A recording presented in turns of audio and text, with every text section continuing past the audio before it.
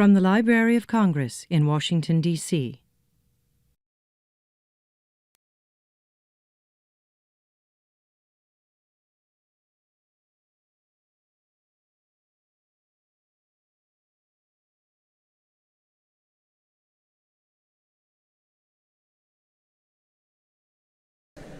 Good afternoon, ladies and gentlemen. My name is Nicholas Brown, and it is my pleasure to welcome you to the Library of Congress and the historic Coolidge Auditorium on behalf of the Chief of the Music Division, Susan Vida. It is a great pleasure for us to present this event today, which is the third in our series of Civil War events from the Music Division this season. Today's program is entitled African American Spirituals of the Civil War, and it is being produced in conjunction with the Daniel A.P. Murray African American Culture Association of the Library of Congress, and also the landmark exhibit, The Civil War in America. With this program today, we aim to highlight the importance of the spirituals tradition of the 19th century and the way that it relates to all of American music. This concert is also part of our ongoing initiative called Songs of America, which seeks to tell the story of American history through song. And in our concert series this year, you can see that theme reflected through all types of different programming, ranging from popular music. We recently had a country music show, to contemporary classical music, Renaissance music from America, well, not quite Renaissance, but William Billings, who was the first major American choral composer in the 18th century. And I'd like to highlight also our website. We have an exciting portal called the Performing Arts Encyclopedia, and you can reach that at loc.gov/performingarts. And on that website, there are thousands and thousands of items digitized for you to use and research. There are images, part of various collections at the library that you can use free of charge for whatever publication as well. And it's a huge resource for anyone involved in the performing arts, so please check that out. Coming up, we have on Saturday, April 20th at 8 p.m. right here, a very special concert which is in honor of the composer George Walker. George Walker was the first African-American composer to win the Pulitzer Prize in Music, so we're very honored to premiere new works by him in this very hall on that date. I would also like to thank some key staff who have worked with us to make this event and all of our Civil War events possible. First of all, Associate Librarian for Library Services, Roberta Schaefer, who is a huge supporter of the Music Division, and we appreciate her always. And also the wonderful, talented staff at the Interpretive Programs Office, who have been responsible for the entirety of the programming related to the Civil War, which has just been dozens and dozens of wonderful events. So we thank all of them. There is one change to the program this afternoon. The Baltimore City College High School Choir will be led by their assistant conductor, Marcus Smith. And there is a special treat for you at the end, which is not printed, so enjoy. And without further ado, the Baltimore City College High School Choir.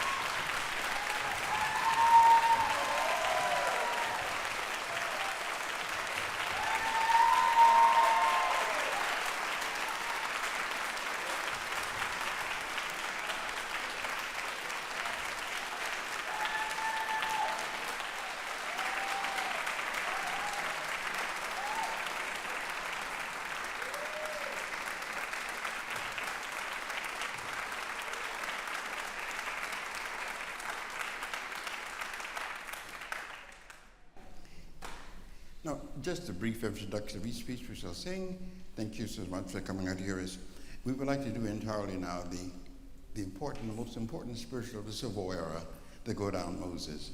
As you see, the soloists of our alums, the Reverend Robert Child.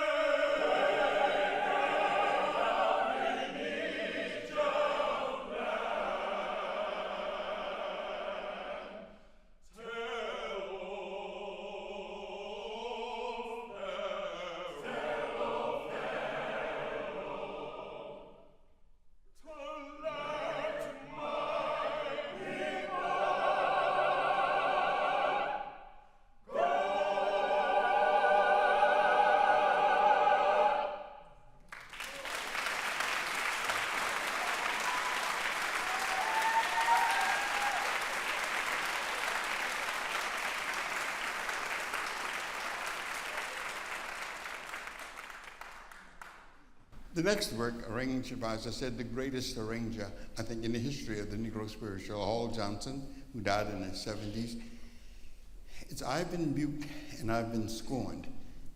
We were very fortunate to do this. I was, through the years, while he was alive with the great Alvin Ailey in the Alvin Ailey Dance Theater. About 20 times he did it with him, so it was a great experience. So we will do the arrangement, doctored up by a little bit of Norris, too.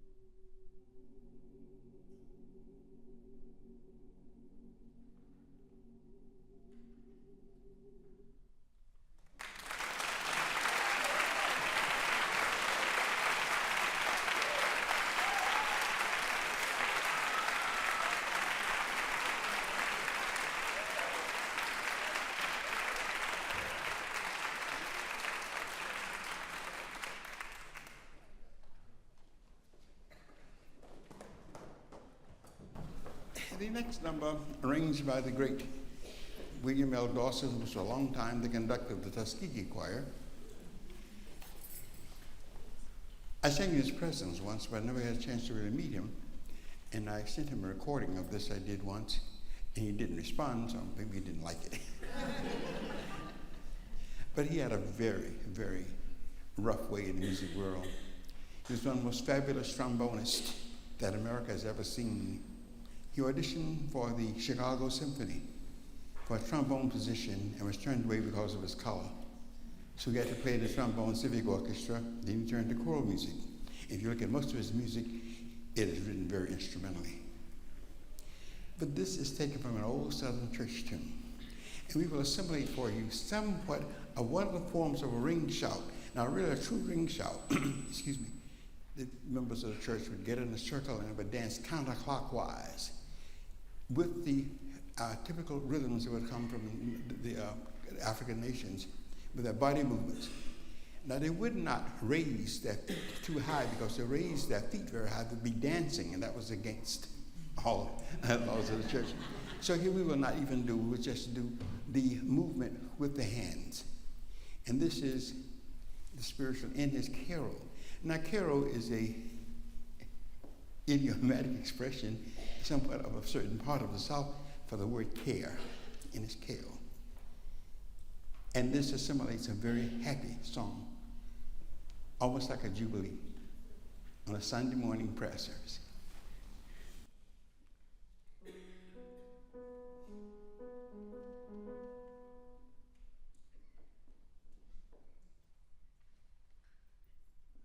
One day as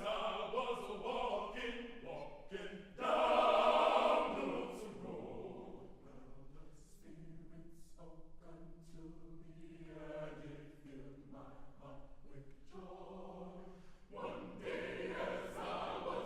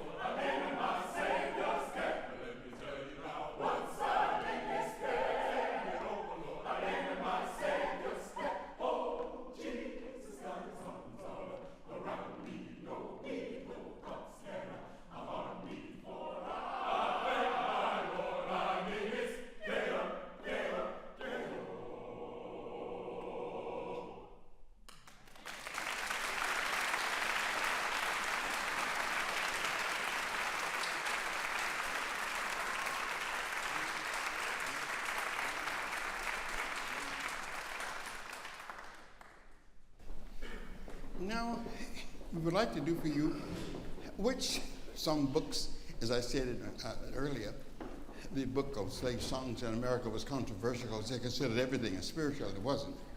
A lot of them were work songs. And this is a typical work song. This is a work song of the Reconstruction period. Now, many of us do work songs all the time and never realize it. We sing and it makes the work go just a little easier.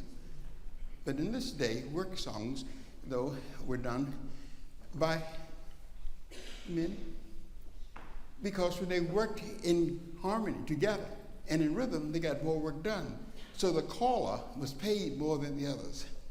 But there are all kinds of work songs.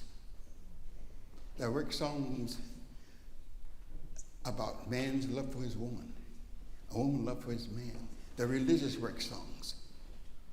There are work songs about the mammy nursing her baby.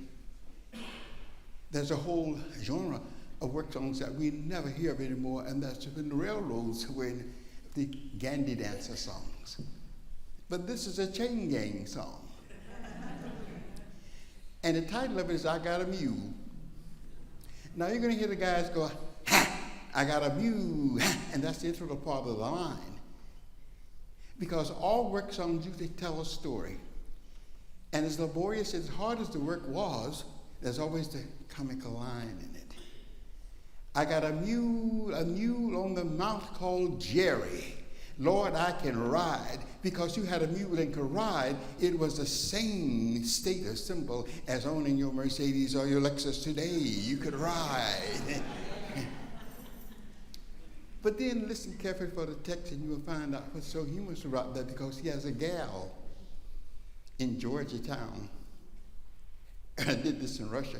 We got that part, we changed it to Bama Town because we found that Georgia was a county. So I Got a Mule, arranged by the late, great Hall Johnson.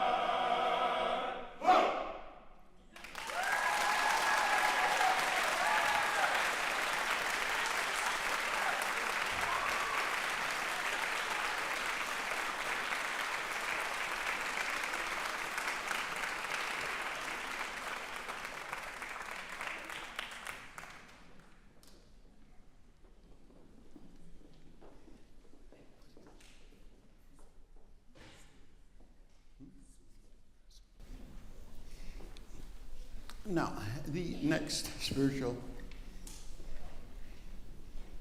again arranged by William Dawson, shows the slave's strong conviction and strong belief in his Bible and his world to come and his change for freedom, because that was the foremost word in slavery for the slave: change and ever freedom. But this is a change in his social status, his political status, his religious status, everything he had. It's the very famous, soon I will be done. Everywhere we've traveled over the world, in 6 continents, this has seemed to be the most famous of the American spirituals. Soon I will be done.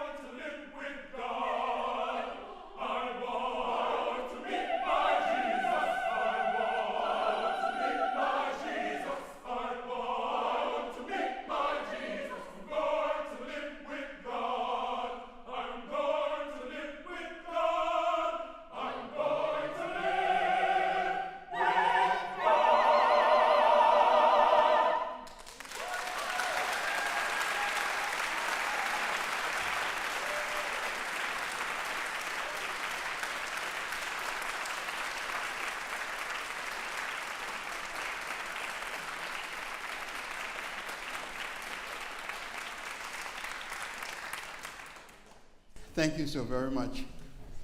And for our last number, alone, we would like to do a spiritual arranged by the late, great professor from Howard, Thomas Kerr.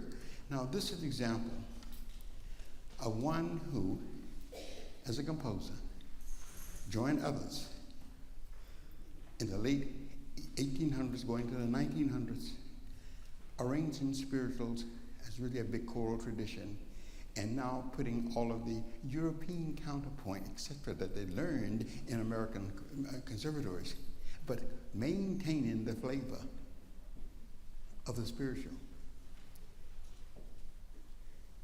This work is unpublished.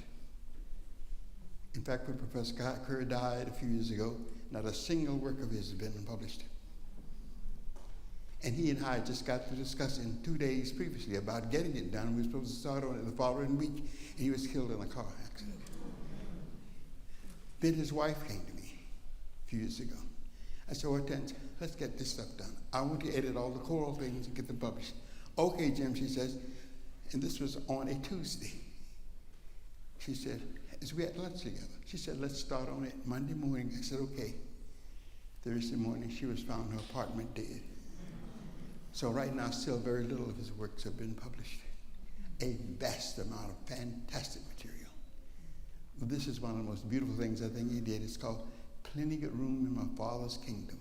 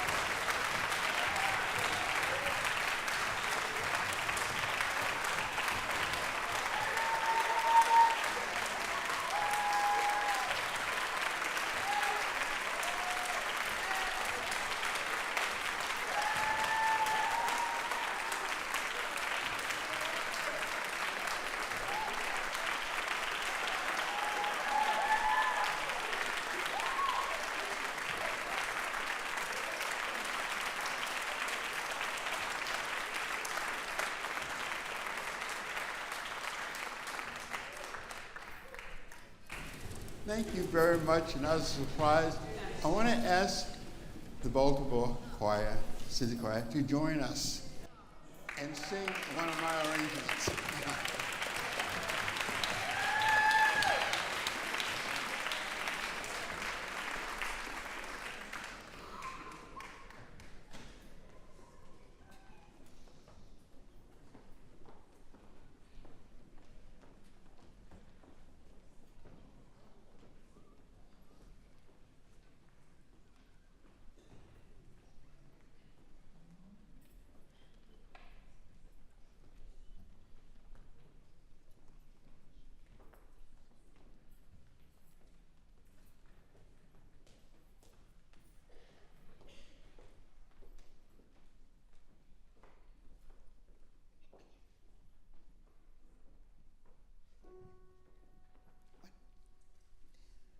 This is a little church tune as I heard as a child. I was born in Washington but raised in South Carolina, and my grandfather was a Baptist minister. So I heard the authentic spiritual song all of my life. And this little tune I wrote after we had just finished Beethoven Ninth Symphony in Connecticut on the bus back, it was quiet for a change, and so I arranged this spiritual and wrote it in. It's very difficult for me to do this.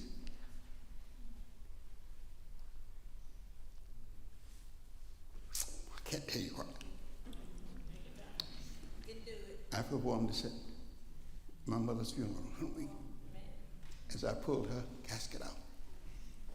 And the anniversary, that was just last week. Please forgive me. But it never gets easier. It always stays with you. So this is, Lord, I done what you told me to do. I would like to use as a soloist. What's your name, son? Cameron from the BC Choir, and my sister conductor of our University Choir, Reginald Bolt, as soloist. Come on.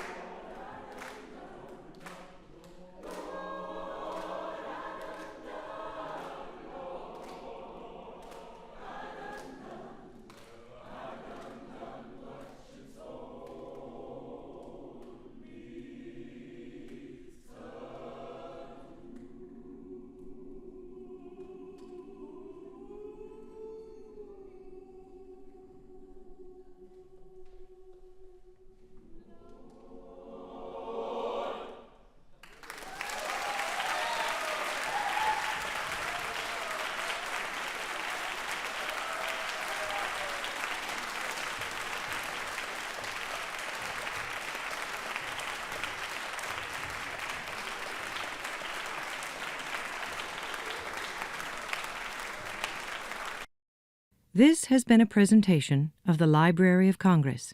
Visit us at loc.gov.